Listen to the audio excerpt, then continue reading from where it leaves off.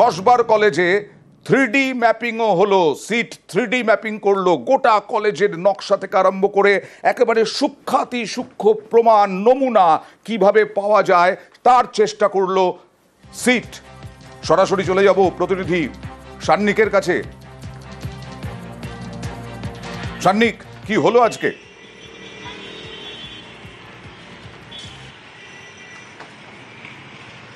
এই কেসের তদন্ত যখন থেকে শুরু হয়েছে আমরা দেখছি এই কেসের ক্ষেত্রে সার্কামস্ট্যান্সিয়াল এভিডেন্স অত্যন্ত গুরুত্বপূর্ণ হয়ে দাঁড়িয়েছে এবং এই সিসি ক্যামেরা ফুটেজ কিংবা ধৃতদের যা বয়ান রয়েছে সেই বয়ান অনুযায়ী যা যা জিনিসপত্র সেখান থেকে পাওয়া গেছে বা যা যা ঘটনাস্থল থেকে যা যা উদ্ধার হয়েছে সেগুলো ইতিমধ্যেই ফরেন্সিকে পাঠানো হয়েছে।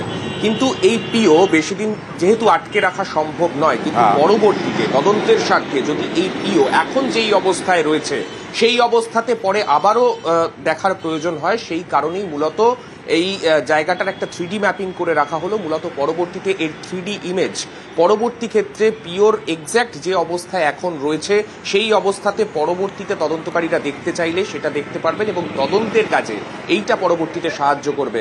তাই 3D ম্যাপিং পরবর্তীতে অত্যন্ত গুরুত্বপূর্ণ হয়ে দাঁড়াতে চলেছে, তেমনটাই কিন্তু তদন্তকারীদের মতে আপাতত যা পরিস্থিতি রয়েছে সেই পরিপ্রেক্ষিতে তারা বলছেন। বেশ,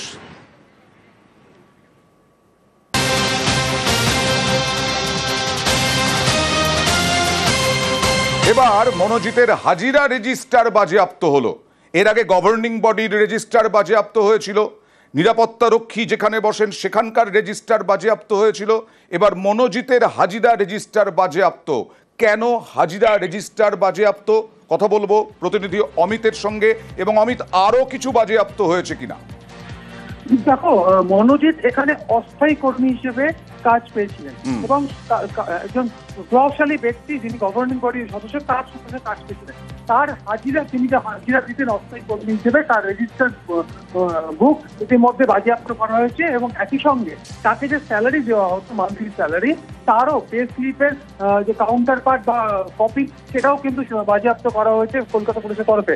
গোয়েন্দা বিভাগ এই মুহূর্তে তদন্ত করছে এবং আগামী মঙ্গলবার মনোজিৎকে আদালতে পেশ করা হবে। তার আগে তার চাকরি সংক্রান্ত যাবতীয় নথি, তার যে দাদাগিরি সংক্রান্ত যা যা এখন অভিযোগগুলো উঠে আসছে সমস্ত সংক্রান্ত তথ্য সবকিছুই কিন্তু এই মুহূর্তে গোয়েন্দা বিভাগ তারা কিন্তু সংগ্রহ করছে। আগামী দিন যাতে পোস্ট প্রোডাকশনের দিন এই সমস্ত নথিকে সামনে রেখে তাতে আবারও ফার্দার নিজেদের হেফাজতে পাওয়া যায়, এমনটাই কিন্তু এই কারণেই সামগ্রিক বিষয়গুলো বাজেয়াপ্ত করার প্রসেস কিন্তু চালানো হচ্ছে। আর এই মনোজিতদের বিরুদ্ধে কতটা তদন্ত অগ্রগতি? হাইকোর্টের নির্দেশে সিট তদন্তের অগ্রগতির রিপোর্ট চাইল হাইকোর্ট। 10ই জুলাইয়ের মধ্যে হাইকোর্টকে রিপোর্ট দিতে হবে সৌমেন সেনের ডিভিশন বেঞ্চে। দেখুন,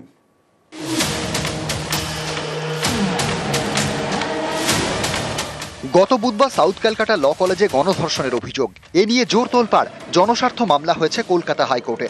বৃহস্পতিবার শুনানি হয় বিচারপতি সৌমেন সেন এবং বিচারপতি স্মিতা দাসদের বেঞ্চে। সেখানে সিট তদন্তের অগ্রগতি রিপোর্ট তলব করে আদালত। কেস ডায়েরিও তলব করা হয়। 10ই জুলাইয়ের মধ্যে রিপোর্ট পেশের নির্দেশ দেয় হাইকোর্ট। শুনানিতে এদিন নির্যাতিতার পরিবারের আইনজীবী বলেন, নির্যাতিতার নাম ধাম যেন প্রকাশ করা না হয়, পরিবারকে যেন তদন্তের অগ্রগতি রিপোর্ট দেওয়া হয়। এরপরেই তিনি বলেন, মামলায় যেন নির্যাতিতার পরিবারকে পার্টি করা হয়, শুনানিতে পরিবার যেন বক্তব্য রাখতে পারে। এরপর রাজ্যের আইনজীবী কল্যাণ বন্দ্যোপাধ্যায় বলেন, নির্যাতিতার নাম ধাম বা অন্য কোনো মহিলার ইন্টারভিউ নিয়ে যেন বিভ্রান্তি না ছড়ায়। সমাজ মাধ্যমে বিষয়টি নিয়ন্ত্রণ প্রয়োজন। পুলিশ তদন্তের জন্য সব রকম পদক্ষেপ করেছে। হলফনামা দেখলে আদালত সন্তুষ্ট হবে। এফআইআর হওয়ার 3 ঘন্টার মধ্যে একজন লেডি পুলিশ অফিসার মূল অভিযুক্তকে গ্রেপ্তার করেন।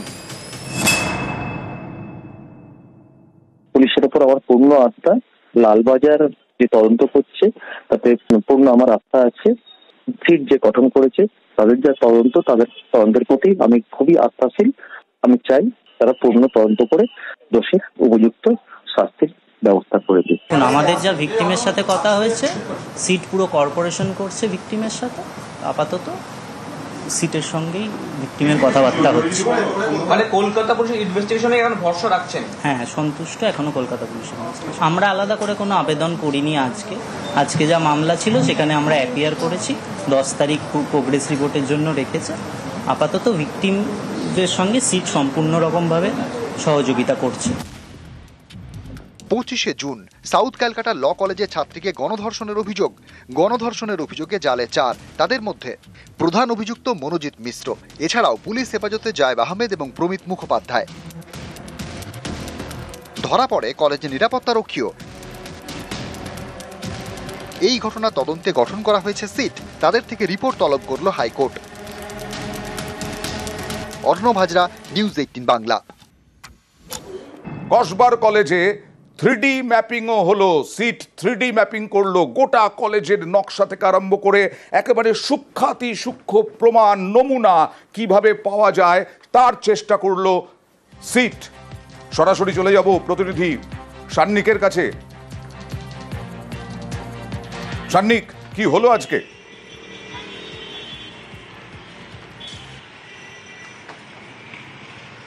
এই কেসের তদন্ত যখন থেকে শুরু হয়েছে আমরা দেখছি এই কেসের ক্ষেত্রে সার্কামস্ট্যান্সিয়াল এভিডেন্স অত্যন্ত গুরুত্বপূর্ণ হয়ে দাঁড়িয়েছে এবং এই সিসি ক্যামেরা ফুটেজ কিংবা ধৃতদের যা বয়ান রয়েছে সেই বয়ান অনুযায়ী যা যা জিনিসপত্র সেখান থেকে পাওয়া গেছে বা যা যা ঘটনাস্থল থেকে যা যা উদ্ধার হয়েছে সেগুলো ইতিমধ্যেই ফরেন্সিকে পাঠানো হয়েছে।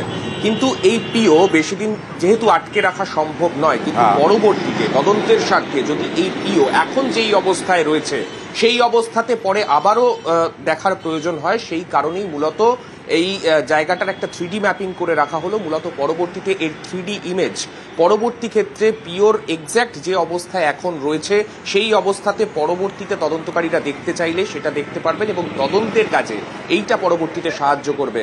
তাই 3D ম্যাপিং পরবর্তীতে অত্যন্ত গুরুত্বপূর্ণ হয়ে দাঁড়াতে চলেছে, তেমনটাই কিন্তু তদন্তকারীদের মতে আপাতত যা পরিস্থিতি রয়েছে সেই পরিপ্রেক্ষিতে তারা বলছেন। বেশ,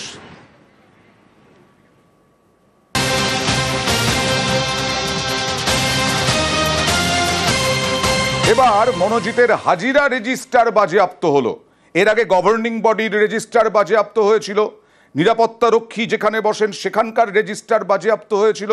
এবার মনোজিতের হাজিরা রেজিস্টার বাজেয়াপ্ত। কেন হাজিরা রেজিস্টার বাজেয়াপ্ত কথা বলবো প্রতিনিধি অমিতের সঙ্গে। এবং অমিত, আরো কিছু বাজেয়াপ্ত হয়েছে কিনা? দেখো, মনোজিৎ এখানে অস্থায়ী কর্মী হিসেবে কাজ পেয়েছিলেন এবং একজন প্রভাবশালী ব্যক্তি যিনি গভর্নিং বডির সদস্য তার সাথে কাজ পেয়েছিলেন। তার হাজিরা, তিনি যে হাজিরা দিতেন অস্থায়ী কর্মী হিসেবে, তার রেজিস্টার্ড বুক ইতিমধ্যে বাজেয়াপ্ত করা হয়েছে এবং একই সঙ্গে তাকে যে স্যালারি দেওয়া হতো মান্থলি স্যালারি, তারও পে স্লিপের যে কাউন্টার পার্ট বা কপি সেটাও কিন্তু বাজেয়াপ্ত করা হয়েছে কলকাতা পুলিশের তরফে। গোয়েন্দা বিভাগ এই মুহূর্তে তদন্ত করছে এবং আগামী মঙ্গলবার মনোজিৎকে আদালতে পেশ করা হবে। তার আগে তার চাকরি সংক্রান্ত যাবতীয় নথি, তার যে দাদাগিরি সংক্রান্ত যা যা এখন অভিযোগগুলো উঠে আসছে সমস্ত সংক্রান্ত তথ্য সবকিছু কিন্তু এই মুহূর্তে গোয়েন্দা বিভাগ তারা কিন্তু সংগ্রহ করছে। আগামী দিন যাতে পোস্ট প্রোডাকশনের দিন এই সমস্ত নথিকে সামনে রেখে তাতে আবারও ফার্দার নিজেদের হেফাজতে পাওয়া যায়, এমনটাই কিন্তু এই কারণেই সামগ্রিক বিষয়গুলো বাজেয়াপ্ত করার প্রসেস কিন্তু চালানো হচ্ছে। আর এই মনোজিতদের বিরুদ্ধে কতটা তদন্ত অগ্রগতি? হাইকোর্টের নির্দেশে সিট তদন্তের অগ্রগতির রিপোর্ট চাইল হাইকোর্ট। 10ই জুলাইয়ের মধ্যে হাইকোর্টকে রিপোর্ট দিতে হবে সৌমেন সেনের ডিভিশন বেঞ্চে। দেখুন,